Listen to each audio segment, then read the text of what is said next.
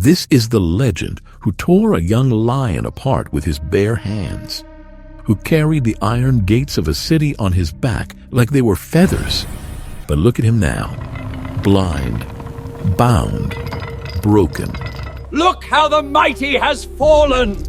The crowd outside isn't cheering, they are laughing. They think they have defeated the strongest man who ever lived, but they are wrong. His greatest battle was never against the Philistine armies, it was against himself, against his own pride. This isn't a story about how a hero fell. It is the story of how shame became glory. It is the story of how a man who lost his sight finally learned to see. If you love discovering the deeper meaning behind these Bible stories, please take a moment to like and subscribe. It really helps us keep creating for you. Now, let's begin. To understand that dark prison cell, we have to go back to the beginning. The world Samson was born into was a time of shadows.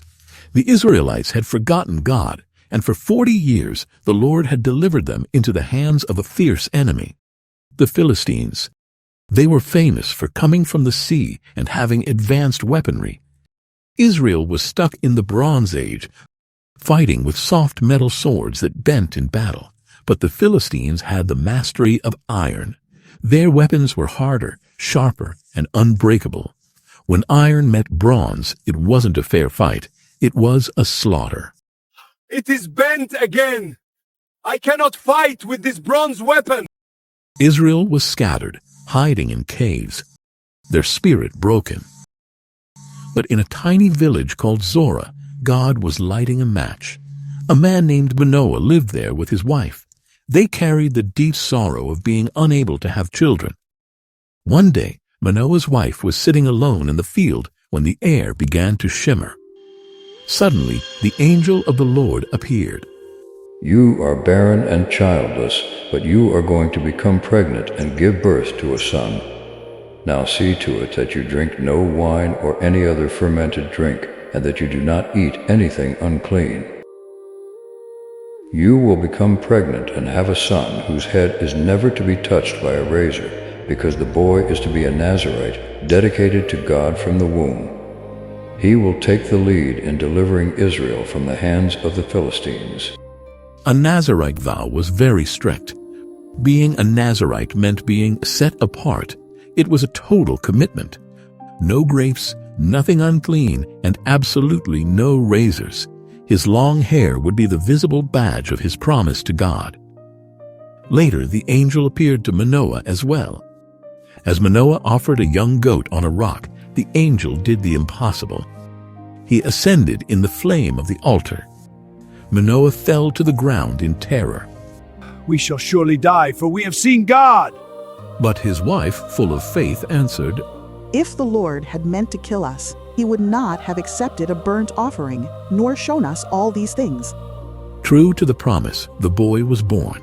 They named him Samson, which means little son. In the deep darkness of oppression, he was destined to be the ray of light. The boy grew, and the Spirit of the Lord began to stir him. The weapon was forged. Samson grew strong, but he was wild. He was headstrong, impulsive, and used to getting his way. One day, that restlessness led him across the border to the Philistine city of Timnah. Through the loud crowd, he saw her, a Philistine woman. In a heartbeat, the warrior who could fight armies was conquered by a single look. He returned home immediately. I have seen a Philistine woman in Timnah. Now get her for me as my wife. Is there no woman among your relatives, or among all our people? Must you go to the uncircumcised Philistines to take a wife? This is madness, Samson. Get her for me, for she is right in my eyes. To his parents, this looked like arrogance. However, the Bible reveals a hidden layer. They did not know that this was from the Lord, who was seeking an occasion to confront the Philistines. So they set out for Timnah. As they passed the vineyards, Samson veered off alone. Silence fell. Suddenly, a young lion, glowing with rage, exploded from the vines, charging straight for him. The Spirit of the Lord came powerfully upon him. so that he tore the lion apart with his bare hands, as he might have torn a young goat. But he told neither his father nor his mother what he had done. He tossed the lion aside and continued on. Sometime later, returning to Timnah to marry the woman, curiosity got the better of him. He checked the lion's carcass. A swarm of bees had built a hive inside the rib cage, dripping with honey. Samson scooped it up and ate it. He then rejoined his parents and gave them some, and they too ate it. This was a huge problem. The Nazirite vow forbade touching a dead body. By touching that lion, Samson broke his vow. He hid the source of the honey from his parents because he knew he was unclean. He was already hiding his sins from the people who loved him most. It was wedding time. The Philistines, wary of this wild Israelite, assigned 30 companions to watch him during the 7-day feast. Samson, feeling invincible, decided to hustle them with a wager. Let me tell you a riddle. If you solve it within 7 days, I will give you 30 linen garments and 30 sets of clothes. If you can't, you give them to me. Tell us your riddle. Out of the eater, something to eat. Out of the strong, something sweet. You see, this was a trick. It wasn't a puzzle you could solve by thinking hard. The answer came from a secret encounter. A lion and honey. A moment no one else had seen. Samson was sure his secret was safe. 3 days went by. Nothing. The Philistines were humiliated, desperate, and cruel. They cornered Samson's new wife. Coax your husband into explaining the riddle, or we will burn you and your father's household to death. Terrified, she wept before Samson day after day. Finally, on the 7th day, he cracked. He told her the secret. She immediately whispered the answer to her people. Just before sunset, the Philistines marched up with smug smiles. They know the secret. What is sweeter than honey? What is stronger than a lion? The words hit Samson like a punch to the gut. He glanced at his wife. She looked away in shame. His temper ignited. If you hadn't plowed with my heifer, you wouldn't have solved my riddle. They cheated. They couldn't solve the puzzle on their own strength. They had to use his wife to do the work for them. For Samson, this was a crushing public humiliation. He had lost the bet. Now he owed a massive debt, 30 fine garments, 30 changes of clothes. He didn't have them, but God was looking for an opportunity. This was it. Then the Spirit of the Lord came powerfully upon him. He went down to Ashkelon, struck down 30 of their men, stripped them of everything, and gave their clothes to those who had explained the riddle. Burning with anger, he returned to his father's home. When Samson stormed away, he left his wife behind. Her father assumed she had been abandoned, and he made a disastrous decision. He gave her to another man, one of the companions from the wedding. Samson didn't know it yet. Days passed, and the wheat harvest began. Samson's anger cooled. He missed his wife. Deciding to forgive her, he returned to Timnah, bringing a young goat as a peace offering. But when he arrived, her father blocked the door. I was so sure you thoroughly hated her that I gave her to your companion. Isn't her younger sister more attractive? Take her instead. Samson stood there, stunned. The humiliation was total. They had given his wife to one of the very Philistines who had betrayed him. The last thread of restraint snapped. This time I have a right to get even with the Philistines, and I will really harm them. Samson didn't just get mad. He got creative. He didn't attack a garrison or a city gate. He attacked their stomach. He went out into the fields and caught 300 foxes. He tied their tails together with burning torches and released them into the grain. The fire consumed everything: grain, vineyards, and olive groves. The Philistines were really infuriated. They asked, "Who did this?" It was Samson, the Timnite's son-in-law, because his wife was given to his companion. They knew they couldn't catch him. He was too strong, too elusive. So they did something cowardly. If they couldn't hurt the man, they would hurt the one he had loved. They marched up to Timnah and burned Samson's wife and her father to death. Samson was crushed. The woman he loved was dead. She had betrayed his secret to escape the flames, yet the flames found her anyway, because of him. The deep, agonizing grief washed over him. But as he stared at the smoke rising from Timnah, that grief began to harden. The tears stopped. The sorrow turned into a cold, unshakable rage. Since you've acted like this, I swear that I won't stop until I get my revenge on you. He didn't hold back. He attacked every Philistine he could find and slaughtered many of them. It was a massacre. Having made his point, he left the area and went down to stay in a cave in the Rock of Edom. But the Philistines demanded a reckoning. They could not let this slaughter go unanswered. Their army marched into Judah and spread out near Lehi. The men of Judah, fellow Israelites who should have been Samson's allies, were terrified. Instead of uniting with their brother to fight the oppressor, they decided to arrest him to save themselves. 3,000 men of Judah came to his cave to hand him over. Don't you realize the Philistines are rulers over us? What have you done to us? I merely did to them what they did to me. We have come to tie you up and hand you over to the Philistines. Looking at the 3,000 men surrounding him, he could have easily overpowered them. But looking into their fearful eyes, he realized he couldn't fight his own brothers. He sensed that this too was part of God's plan. He decided to let them take him. Swear to me that you won't kill me yourselves. They swore, tied him with 2 new ropes, and led him out. They marched him all the way to Lehi, delivering him right into the middle of the enemy camp. When the Philistines saw him bound and helpless, they shouted in triumph. But suddenly, the Spirit of the Lord came upon him. The ropes melted like wax. Samson looked down and saw a fresh jawbone of a donkey. He grabbed it and charged. 1 man down, 10, 50. He didn't stop until 1,000 men lay defeated. It was an impossible victory. With a donkey's jawbone, I have made donkeys of them. With a donkey's jawbone, I have killed 1,000 men. You have given your servant this great victory. Must I now die of thirst? God opened the ground and water gushed out.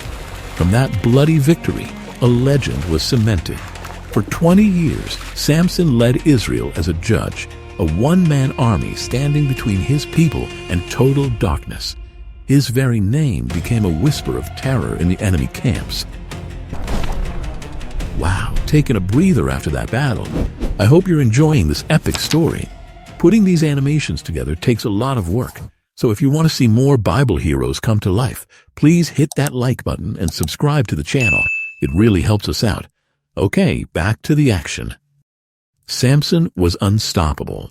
He was worshipped by his people, feared by his enemies, and seemed invincible.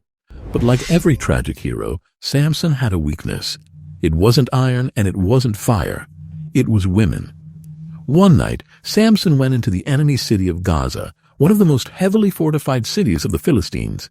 It was a fortress designed to keep armies out, surrounded by massive walls and guarded by iron-willed soldiers. The Philistines found out he was there and locked the city gates, planning to ambush and kill him at dawn. They thought they finally had him trapped. But at midnight, Samson walked to the city gates. He didn't pick the lock. He grabbed the doors, the 2 posts and the bar. He ripped them out of the ground. Samson took those heavy gates for a walk to a hill facing Hebron. This was a humiliation for the Philistines. They stood paralyzed as their strongest fortifications were ripped away like cardboard. It didn't matter how heavy the gates were or how many guards they posted. Nothing could hold him.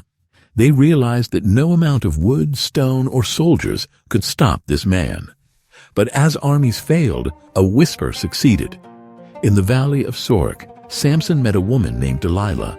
She was unlike anyone he had ever known, beautiful, charming, and masterfully dangerous. Samson, who could face 1,000 soldiers without blinking, found himself completely defenseless against her smile. He was obsessed, blinded by a love that Delilah did not return. Word of this obsession reached the Philistine lords. They saw an opportunity that no sword could provide. They didn't send an assassin, they sent a bride. See if you can lure him into showing you the secret of his great strength. We will each give you 1,100 shekels of silver. Delilah looked at the silver. She didn't hesitate. Whatever affection she might have felt for Samson was nothing compared to the mountain of wealth before her. She agreed to the deal, becoming a spy in the house of the man she loved. Her heart was as hard as the silver coins she craved. Delilah started her game. She knew Samson's strength was in his muscles, but his weakness was in his heart. Tell me the secret of your great strength and how you can be tied up and subdued. If anyone ties me with 7 fresh bowstrings that have not been dried, I'll become as weak as any other man. Delilah waited for nightfall. As Samson fell into a deep sleep, she moved with the silence of a predator. She tied him with the bowstrings, while in the shadows of the room, Philistine soldiers held their breath, swords drawn, waiting for her signal. Samson, the Philistines are upon you! Samson lunged awake. The soldiers prepared to strike, but with a casual flick of his wrists, the strings snapped like charred thread. The soldiers retreated into the dark, terrified. But Delilah didn't give up. She pouted and nagged until he gave her a second answer. If they bind me tightly with new ropes that have never been used, then I shall become weak. Again she waited until he slept. She bound him with the thickest new ropes she could find and called for the soldiers. But once again, Samson snapped them off his arms like they were mere sewing thread. Frustrated but persistent, Delilah asked a third time. Samson told her that if she wove the 7 braids of his head into a fabric loom and tightened it with a pin, he would be subdued. While he was unconscious in sleep, she did exactly that. Samson, the Philistines are upon you! He stood up and ripped the entire loom, pin, fabric, and all, right out of the floor. Greed is a dangerous trap. Delilah was furious. She realized her beauty wasn't enough. She had to break his spirit. How can you say, I love you, when you won't confide in me? This is the 3rd time you have made a fool of me! Day after day she nagged him, crying and complaining until he was sick to death of it. Finally, worn down by the one person he thought he could trust, he told her everything. No razor has ever been used on my head, because I have been a Nazirite dedicated to God from my mother's womb. If my head were shaved, my strength would leave me. This time, Delilah knew the truth when she heard it. She saw it in his eyes, the exhaustion, the surrender. When Delilah saw that he had told her everything, she sent word to the rulers of the Philistines. Come back once more, he has told me everything. So the rulers of the Philistines returned with the silver in their hands. The trap was set. Samson, believing he was safe, fell asleep on Delilah's lap. While he was lost in a deep, unsuspecting slumber, a man crept in from the shadows and cut off the 7 braids of his hair. The source of his vow was gone. Then she shouted, Samson, the Philistines are upon you! He woke up thinking, I will go out as at other times and shake myself free. But he did not know that the Lord had left him. Without the Spirit of God, he was just a man. The Philistines seized him, gouged out his eyes, and dragged him back to Gaza. There they bound him with bronze shackles and set him to grinding grain in the prison. He was blind, broken, and humiliated in the heart of the enemy's stronghold. In the cold, suffocating silence of that Gaza dungeon, the pride that had fueled Samson for years finally withered away. As he turned the heavy grinding stone, a job meant for slaves and beasts, his mind went back to the lion, the gates of Gaza, and the jawbone. He realized that none of it was his own power. He had treated God's gift like a toy and his own desires like a god. In that darkness, a different kind of strength began to form. The strength of a broken and contrite heart. He cried out in his soul, not for his own glory, but for the God he had forgotten. And as his spirit turned back towards heaven, something physical began to happen, something the Philistines ignored. The hair on his head began to grow again. Months later, the Philistines gathered in the temple of Dagon to celebrate their victory over Samson. Our God has delivered Samson, our enemy, into our hands. 3,000 people packed the roof alone, plus all the lords of the Philistines inside. They called for Samson to be brought out to entertain them. They wanted to mock the fallen giant, and through him mock the God he served. A young boy led the blind, scarred man by the hand into the center of the temple. As the crowd jeered, Samson leaned down and whispered a mysterious request into the boy's ear. Put me where I can feel the pillars that support the temple, so that I may lean against them. He wasn't looking for a way out. He was looking for a way to finish his mission. Samson felt the cold stone. He braced himself between the two central pillars and prayed one last time. Sovereign Lord, remember me.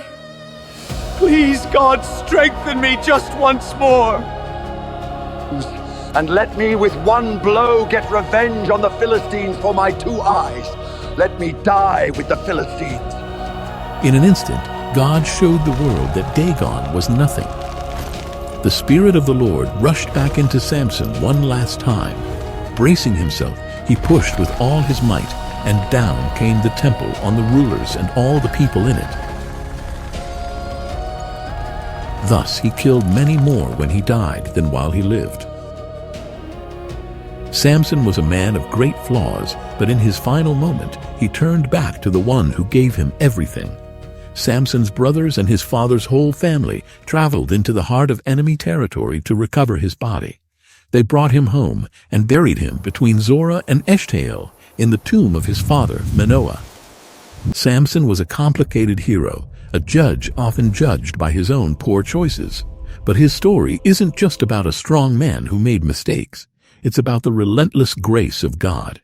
The moral is this: true strength is not found in the size of our muscles, but in the depth of our surrender.